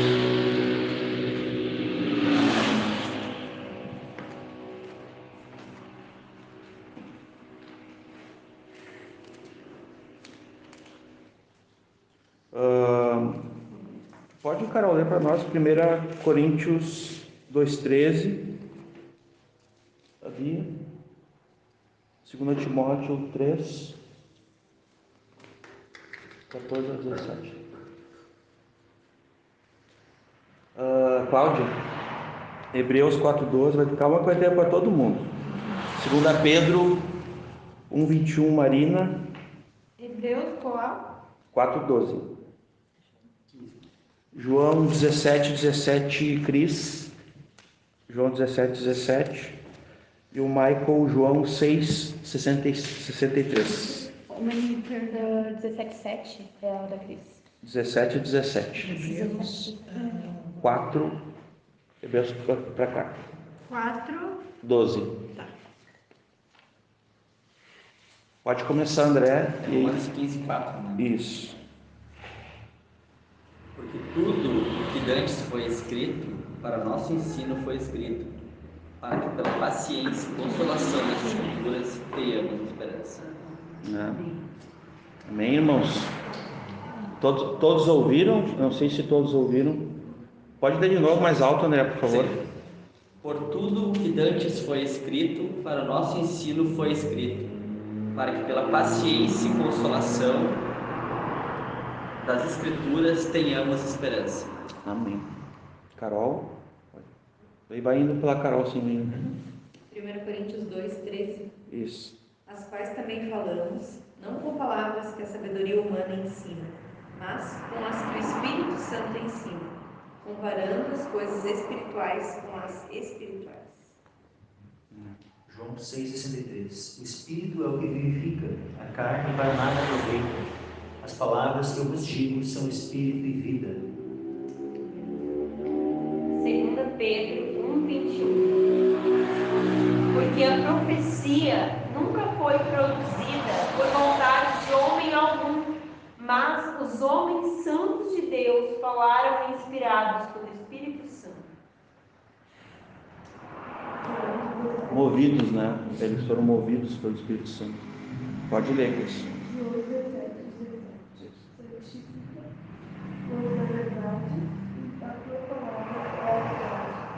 Amém. É a oração de Jesus, né? Mateus 4:4.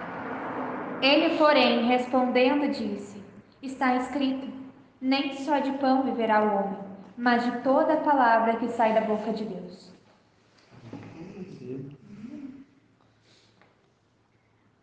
2 Timóteo 3, 14, 15, 16 e 17. Tu, porém, permanece naquilo que aprendeste e de que foste inteirado, sabendo de quem o tens aprendido, e que desde a tua meninice sabes as sagradas escrituras, que podem fazer-te sábio para a salvação pela fé que há em Cristo Jesus. Toda a escritura é divinamente inspirada e proveitosa para ensinar, para repreender, para corrigir, para instruir em justiça, para que o homem de Deus seja perfeito, perfeitamente instruído para toda boa obra. Destaca ali, né? Para fazer-te sábio para a salvação. Para que não haja dúvida, né? Do que a palavra tem sido para nós, né? Uma âncora, uma firmeza e um caminho. Pode ler, Cláudia. Hebreus 4:12. Porque a palavra de Deus é viva, eficaz e mais penetrante do que uma espada. Algumas de 2 gumes penetram até a divisão da alma e do espírito, e as de juntas e medulas é apta para discernir o pensamento e a intenções do coração. Amém. Por favor. Mateus 5,18. Porque em verdade vos digo que até que o céu e a terra passem, nem um jota ou um tio jamais passará da lei sem que tudo seja cumprido. Amém. Ali nesse caso é a palavra de Deus aí. Eu não. Desculpa, fiquei te devendo. Eu devia ter notado mais. Mas então, irmãos, sobre os sola escritura, só para ficar estabelecido, né? A gente falou sobre eles, que eles ficou muito claro. São muitas fontes, né? Mas eles não têm a fonte eterna que nós temos, né? Fonte de vida, as palavras de vida eterna, né? Então, agora eu queria falar sobre a doutrina de Deus, para ser mais específico sobre a Trindade, né? Nós vamos abordar aqui. O que a Mork ela pensa sobre a Trindade? Eles falam sobre a Trindade, tá? Os místicos do esoterismo europeu compreendiam muito bem que Jesus quis dizer por sagrada Trindade, ou Pai, Filho e Espírito Santo. Os Rosacruzes conheciam a lei do triângulo, daí começa, né? Como a divindade do poder que se apresenta pelo símbolo do triângulo, em ordens simétricas, e pelas três pontas. Eles não puderam compreender, contudo, outras características da religião cristã adicionadas a elas pelo Midrash. Eles estão citando aqui o Midrash, que eles não conseguiram, como se ficassem, não foi concluída esse ensino para eles. É nesse sentido. Você vê que não é complexo só para nós cristãos, é para quem é de fora também. Aliás, eles nem chegaram perto, né? Então, estão dizendo aqui que nos séculos depois, né, eles iam tentar complementar isso que faltou, tá? Onde é que está escrito isso? Na monografia do templo, 12º grau, número 102, página 3, tá? Eu vou dar todas que acho que eu falei a outra, não sei. Eu vou dar as fontes que é para vocês saberem que tem uma fonte, tá? A gente está jogando limpo aqui, honesto. Então, fica claro para nós que eles não creem na Trindade. Primeiro, porque eles não conhecem a Trindade. Só vou comentar só pela visão que eles têm a respeito de Cristo, né? Acho que fica muito óbvio que eles não creem na Trindade, porque, para começar, eles já fazem uma divisão ali, né, entre Jesus como sendo apenas uma encarnação, né, onde pode haver Várias encarnações. E Cristo, né, seria só uma espécie de emanação da divindade. Ou seja, né, só por aí tu já descarta, já está descartado de pronto. Já. No momento que eles dizem que Cristo seria uma emanação da divindade, eles já estão colocando, né, a Cristo numa categoria inferior. E muito assim, ó, porque já vai dizer que uma emanação da divindade é exatamente igual à própria divindade? Não, né? Não. Então, assim, só que a questão Deus, ele é Pai, Filho e Espírito Santo. Né? E os três, né, Pai, Filho e Espírito Santo, as três pessoas, né, são iguais em poder, em glória, em conhecimento, nos seus atributos. Né? Então, não tem, né, como sendo o Filho sendo menor que o Pai, o Espírito Santo sendo menor que o Pai, ou menor que o Filho. Então, nenhum é maior ou menor que o outro. Pode ir. Eu vou entrar aqui. O que acontece aqui é o seguinte: eles são panteístas, né? O que é um panteísta? Eles não são monoteístas, né? O que é um monoteísta? O monoteísta é tipo o judaísmo, o cristianismo, o islamismo, né? Eles são considerados religiões monoteístas. Eles não.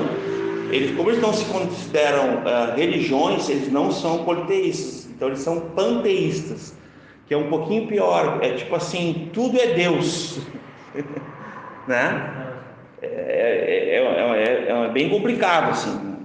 Então tudo é Deus, né? Então para eles, por exemplo, não está claro para eles o que Deus realmente fez.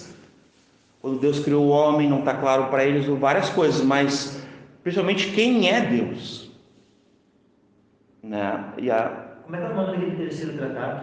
Né? Casamento alquímico? As núpcias típicas de... Isso, por que isso? Golden Cross. O que seria isso? Né? Justamente nesse tratado ele fala da união do homem com o ser divino. Ou seja, se existe o final do estágio da evolução vai ser uma união, é uma religião. Então, no final das contas, né, o homem se tornará divino, se tornará Deus, vai se unir à divindade. E isso é a mesma linha lá que vem, na verdade, né, a doutrina da reencarnação e tudo mais, lá do hinduísmo, onde, né, a pessoa ela vai reencarnando até evoluir, chegar num ponto onde ela vai assim, se unir a uma, né, ao cosmos, ao todo, né, e tal, né, que na verdade eles chamam de Deus, né, mas que onde tudo é Deus e que no final das contas também nada é Deus, né, desculpa, né, é o panteísmo. Eles dizem, por exemplo, aqui, ó, que as últimas palavras de Jesus não foram para Deus, mas foram palavras tipo assim, palavras místicas, né? Ramá. E não é isso que a Bíblia diz. As últimas palavras de Jesus estão em João 19:30, né? Jesus diz: tudo está consumado. Né? Ele está, quer dizer, ali ele está. A gente sabe o que a Bíblia diz. Né? Então eles têm essas confusões assim, porque eles não entendem que tinha um Deus ali, né? E é um Deus distinto, não é um mesmo, não é uma emanação, é um ser, é uma pessoa, né?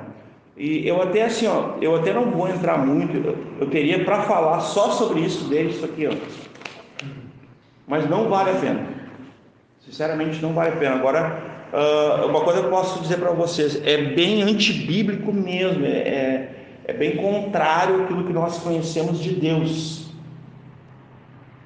né? Como nós não somos panteístas, quer ver, olhem rapidamente comigo, Deuteronômio, capítulo 6, versículo 4, né?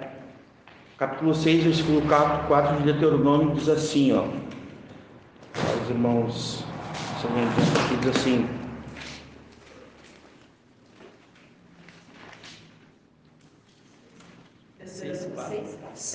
capítulo 6, versículo 4.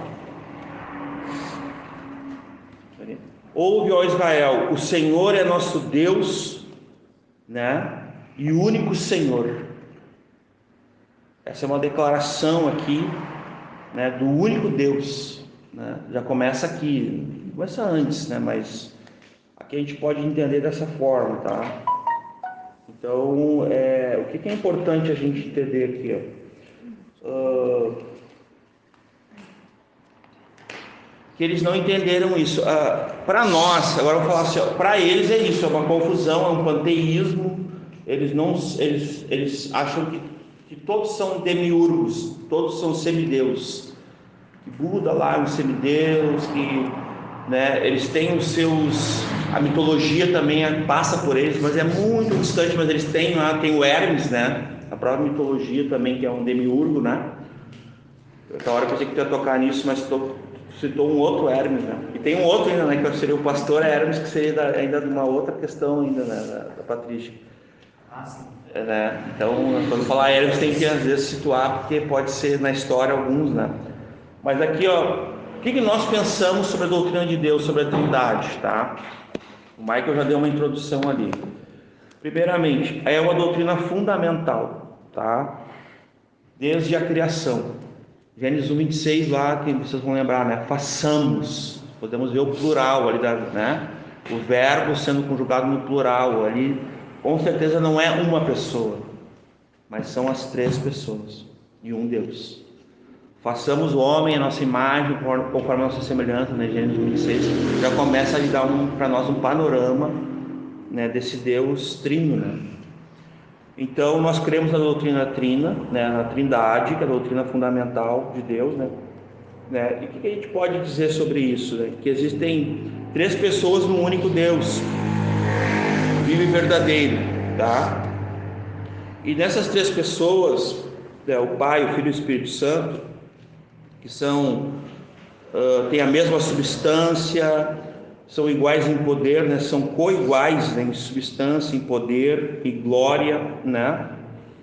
Nós temos a Trindade revelada, e na palavra de Deus ela está revelada progressivamente. Eu não vou ler todos os textos, eu tenho aqui, deixa eu ver, 1, 2, 3, 4, 5, 6, 7, 8, 9, 10, 11. Eu tenho 11 textos principais, 12, 13, 14 textos sobre a Trindade. Nós não vamos ler ele hoje, não nos faz necessário. Posso botar depois para quem quiser.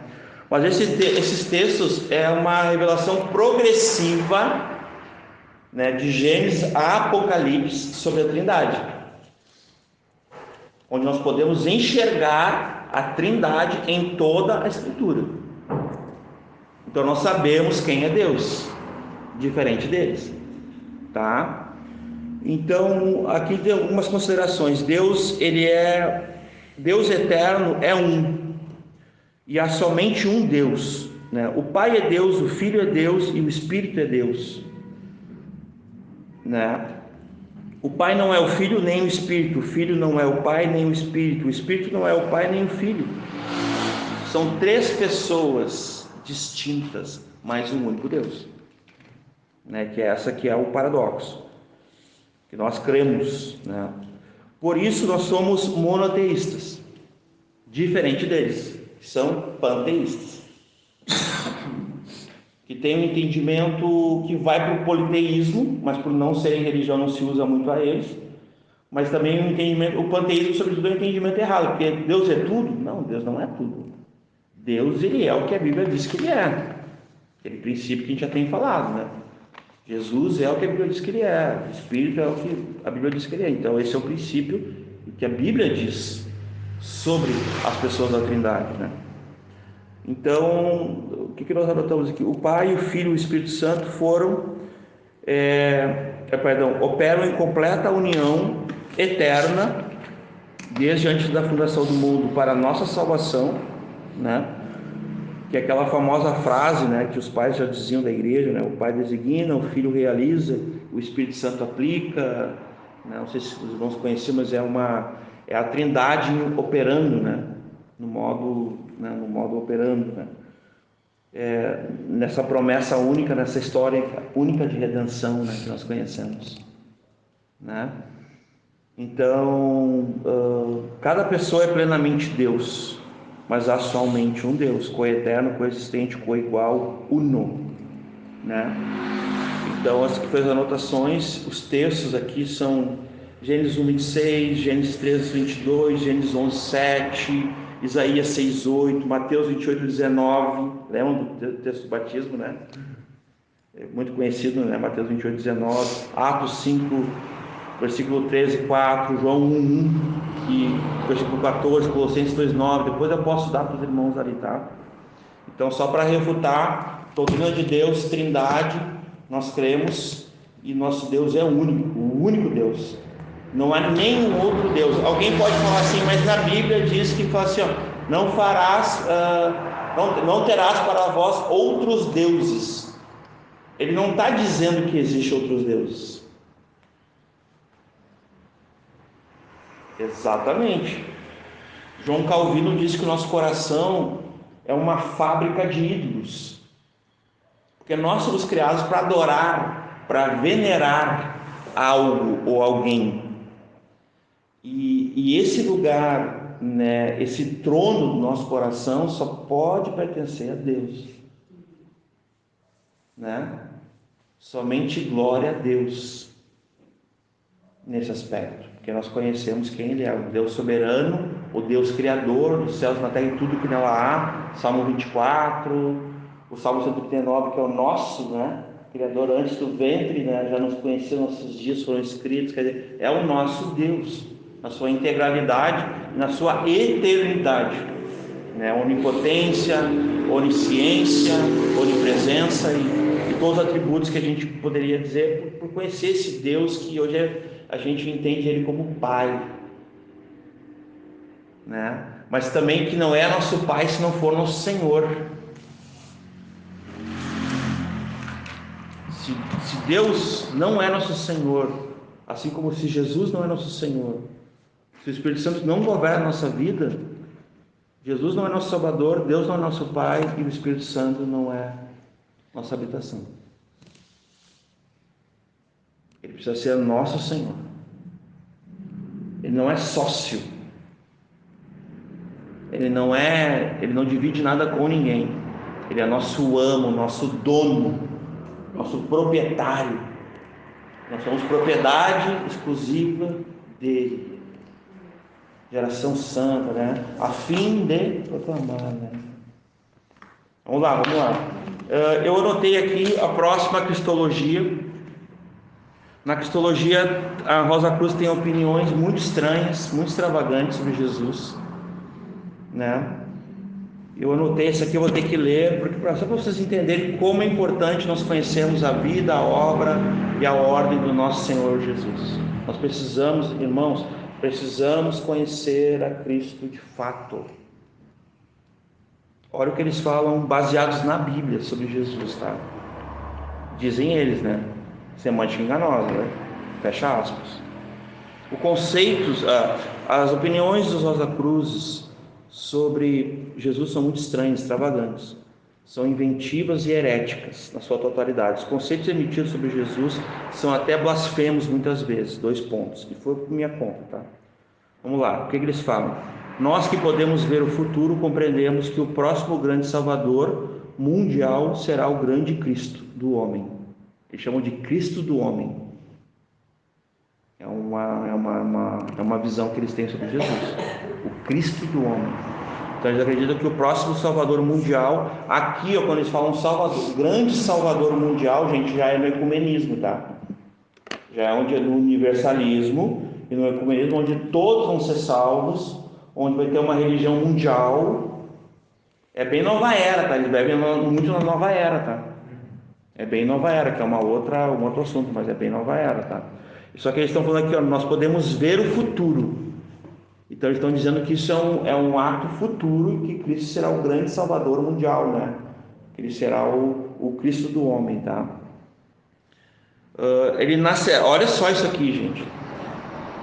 Esse filho do homem, esse Cristo do homem nascerá livre de qualquer relação com qualquer organização, religião ou pessoa, seita, ou movimento. Ele será relacionado com tudo e com todos neste mundo. Ou seja, panteísmo. Boa, panteísmo total, extremo. Ele, tipo assim, Cristo, entendeu? Um Cristo universalista, assim. Um Cristo que vai se relacionar com tudo e com todas as crenças, com todas as pessoas, com todos. Né? Isso está na monografia deles, tá, gente? Eu já vou dar o endereço dela. Tem mais aqui. Será livre de qualquer organização, relação, conceito ou religião, movimento que seja limitado, ou seja, eles consideram limitado qualquer movimento, né, a pessoas, suas crenças. Isso está na monografia do templo, 10º grau, número 30, página 6, tá? É desse lugar que eu tirei isso aqui. Está na página deles, no site oficial deles. Os Rosa-Cruzes falam de um outro Cristo, porque eles vão entrar num outro assunto aqui, que ainda vai nascer para se tornar, depois eu vou explicar porque eu disse isso, o Salvador, o grande Salvador do mundo. Está falando do mesmo. Estão falando também de um outro Cristo que seria o anticristo. Só que eles estão falando, tá? Seria tipo o Lorde Maitreya da nova era. Ele seria tipo os falsos cristos anunciados na Bíblia, né? Ele não deixa de ser um deles. Daí tem os versículos, né?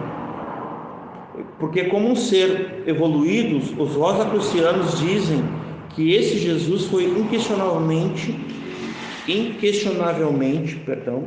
a culminação da evolução de centenas de grã-mestres místicos judaicos, esotéricos do Oriente de todos os tempos.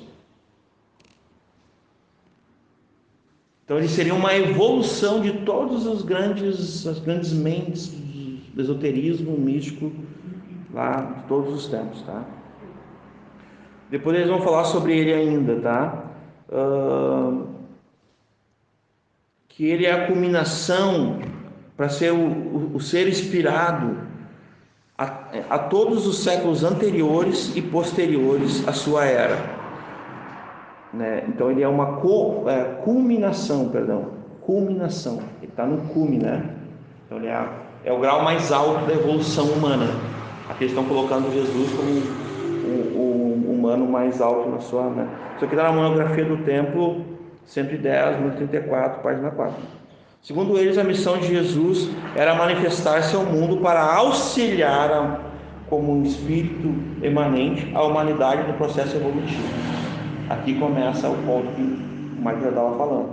Então Jesus veio para manifestar como um auxiliar à humanidade, como um espírito que auxiliaria o ser humano no processo evolutivo. Assim, comparando ele com Buda e com outros, Confúcio e com outros, né, para facilitar a evolução humana do pensamento no racionalismo, né? Então, para eles, o Pai é mais elevado. Ele é o mais elevado iniciado em Saturno. O Espírito é o mais alto iniciado na Lua. E Cristo, contudo, é o mais alto iniciado manifestado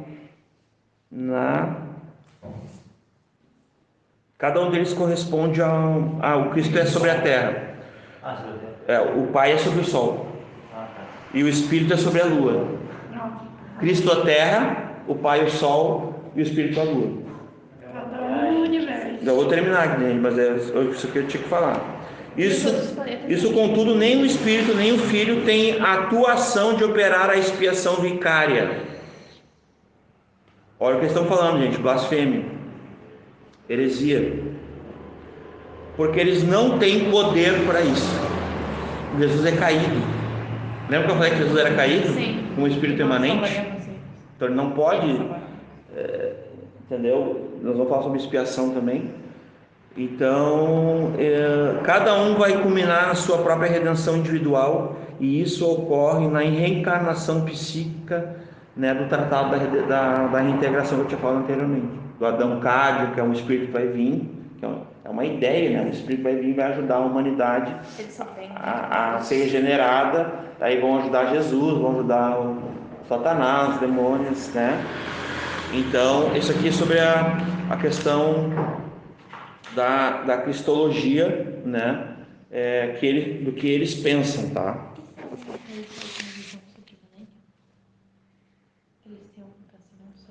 Sim, nós vamos, depois a gente vai chegar lá. O que acontece, tá? Jesus, para eles, ele não é o Filho de Deus, de fato. Eles não acreditam que Jesus morreu, né? Eles vão dizer o seguinte, tá? Primeira coisa sobre Jesus, sobre a cruz. Jesus se retirou para o mosteiro do Carmelo e viveu muitos anos, realizando reuniões secretas com seus apóstolos, devotando-se pela meditação e pela prece, uma formulação de doutrinas e ensinamentos futuros para serem divulgados, né, de uma forma secreta e mística. Isso está na A Vida Mística de Jesus, página 266. Então, o que a gente acredita, né? Refutando essas declarações, que Jesus não pode ser comparado a qualquer outro líder religioso, né? Ele fez declarações tão fantásticas que causaram protesto dos seus contemporâneos. Quando contestado nas suas reivindicações, comprovava a sua autoridade realizando milagres. Quando curou o coxo, que foram levados à sua presença por 4 amigos, declarou: Filho, estão perdoados os teus pecados. Então aqui está comprovada a autoridade que Jesus é Deus. Somente Deus poderia perdoar pecados, né?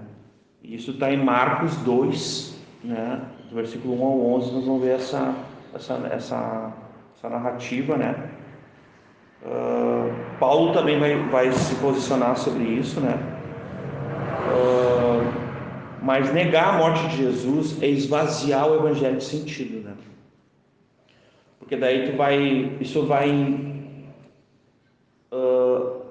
incorrer diretamente na expiação de pecados, na justificação, na salvação. Se Jesus não morreu, e não ressuscitou, como diz a Escritura, então a nossa fé é vã, o apóstolo diz. Então esse é um ponto que todos nós conhecemos, a gente já tem isso bem fundamentado, eu sei disso, né? Mas só para não ficar meio... Porque eles acreditam que Jesus não morreu, ele não foi para o céu, eles não acreditam, eles não falam nunca sobre isso, né? Mas ele ficou num lugar chamado Mosteiro do Carmelo, como tipo um monge, né? Isso está na Vida Mística de Jesus, página 266, tá? Então o que acontece aqui, tá? Jesus, ele nos avisou, em Mateus 24, ele nos avisou que viriam falsos cristos e iriam anunciar, né? Anunciando, né? E esse anunciado não deixa de ser um deles, né? Eles entendem que Buda, ou que o Lorde Maitreya, todos os outros semideuses para eles, né? Você sabe que os mormons, eles acreditam que a Trindade são 3 homens que são deuses, são demiurgos, são semideuses. O Rosa Cruz acredita da mesma forma.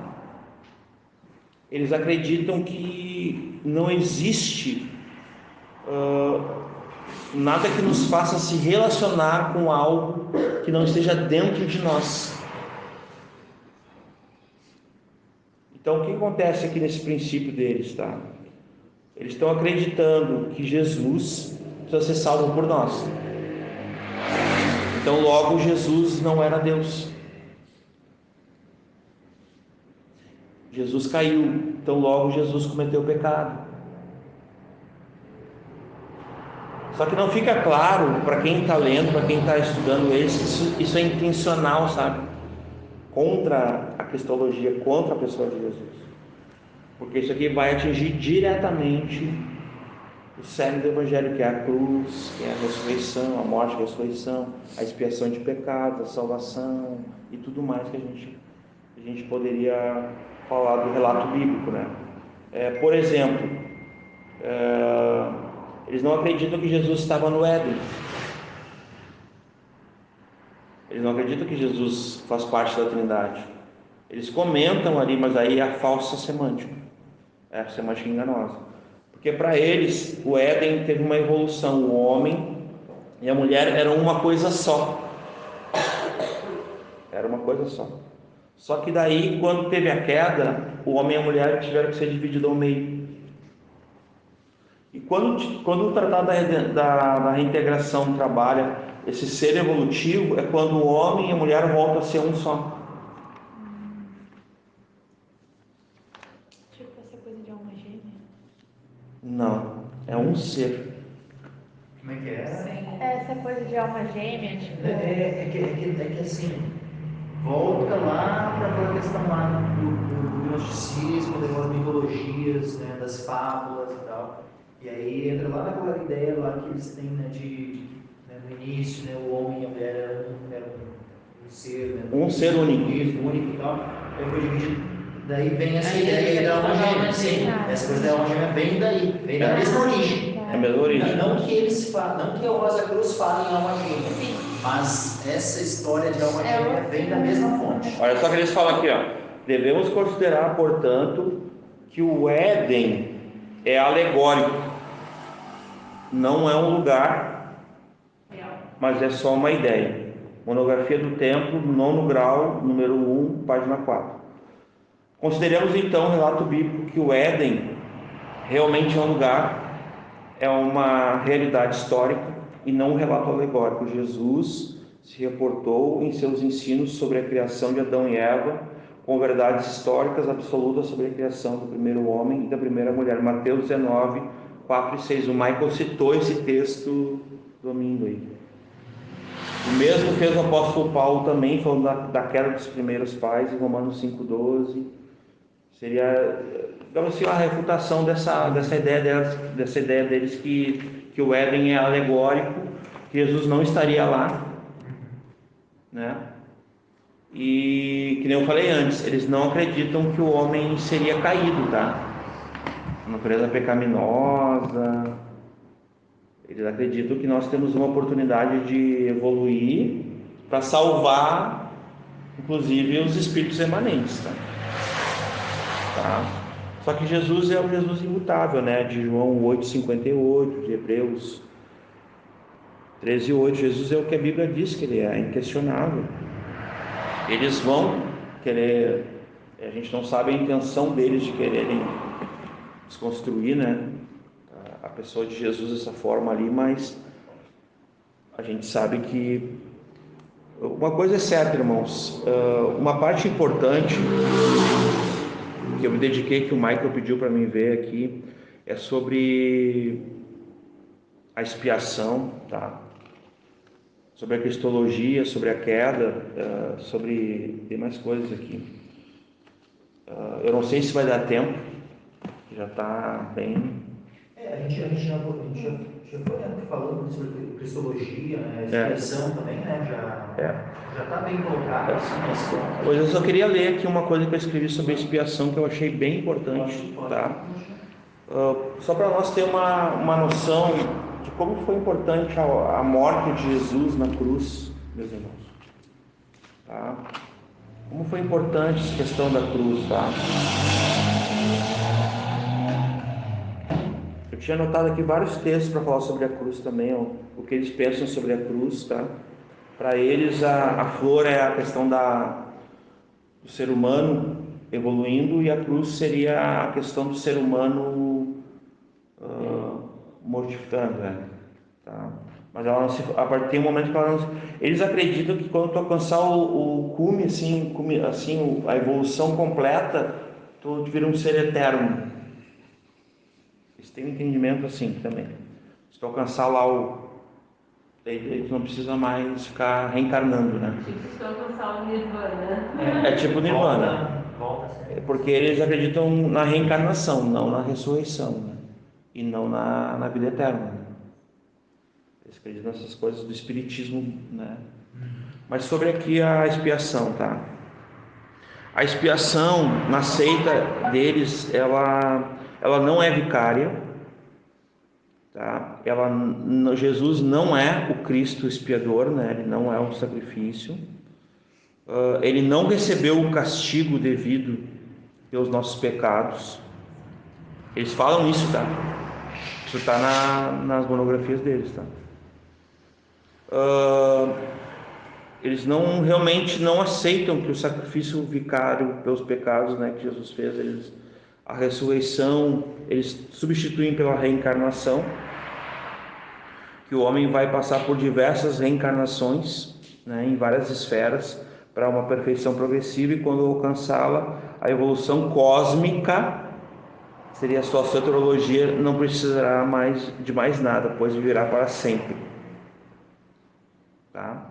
Eles acreditam que o homem pode salvar a si mesmo na evolução, né, no Tratado de Reintegração, pelo Adão Cadmo, que vai auxiliar eles. Eles acreditam que todos os espíritos maus só podem agir na Terra por intermédio do homem. O mal, ele só pode ser feito pelo homem.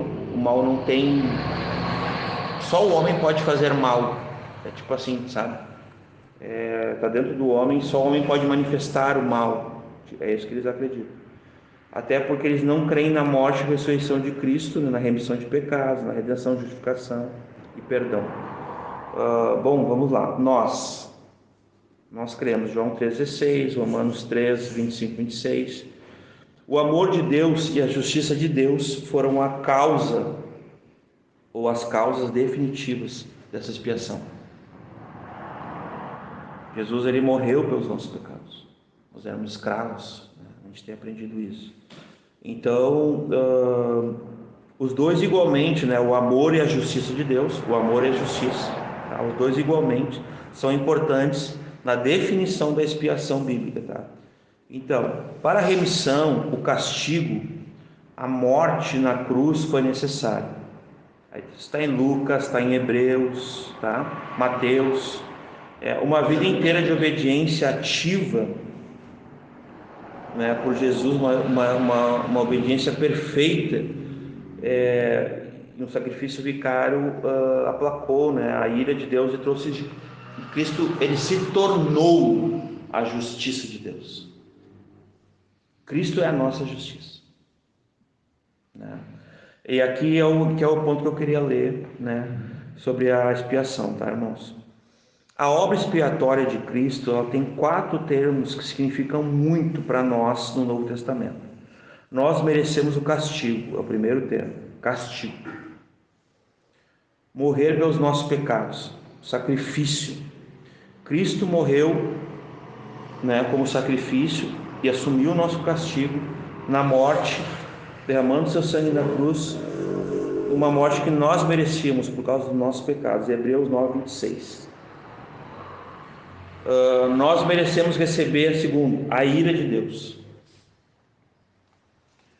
contra todos os nossos pecados, mas pela propiciação para tirar a ira de Deus sobre nós, Cristo morreu derramando seu sangue na cruz.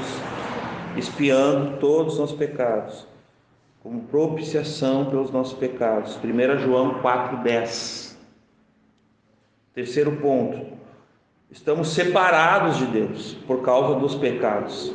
E a reconciliação para suplantar, para cobrir todos os pecados que fazem essa separação de Deus veio pela morte de Cristo, derramando seu sangue na cruz.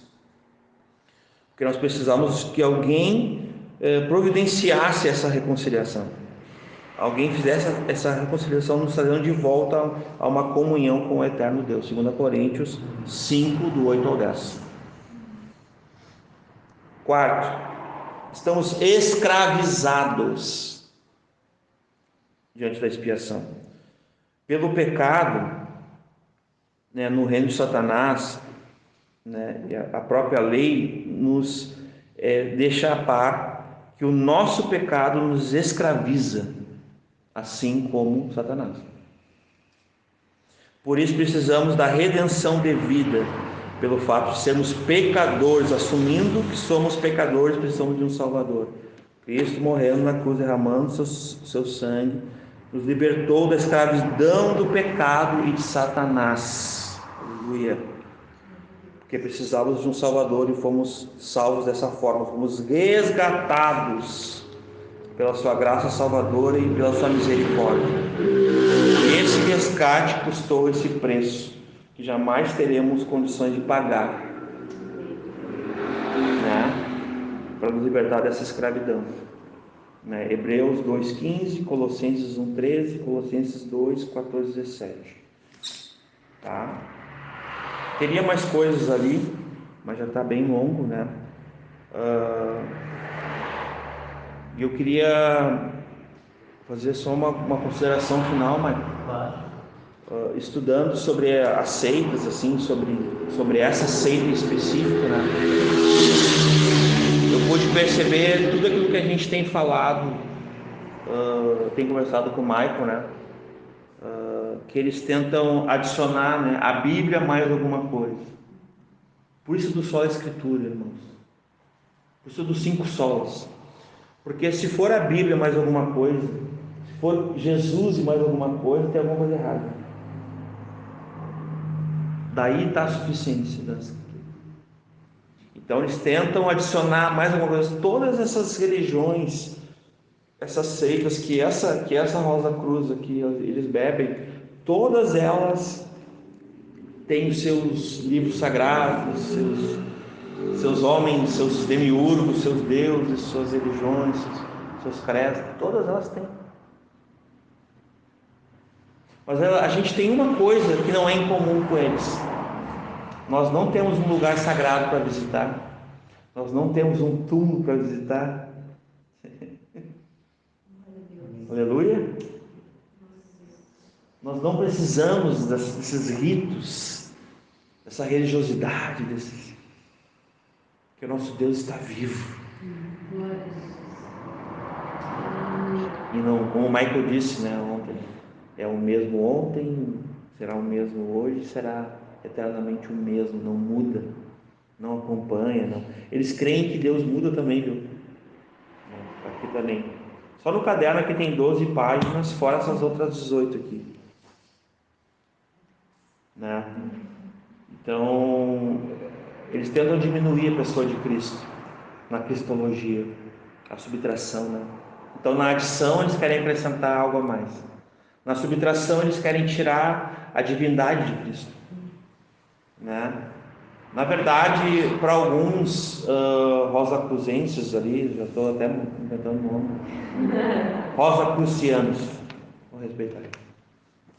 Jesus, ele não existiu nem como homem, nem como Deus. Ele é uma ideia, ele é um mito, ele é um espírito de luz. Sendo que, na verdade, é o idealizador que é, na verdade, a lenda deles. Que é o Christian Rosenkrantz. Esse Rosenkrantz, que é um mito, que é uma lenda, E a gente sabe que Jesus foi 100% homem, amém?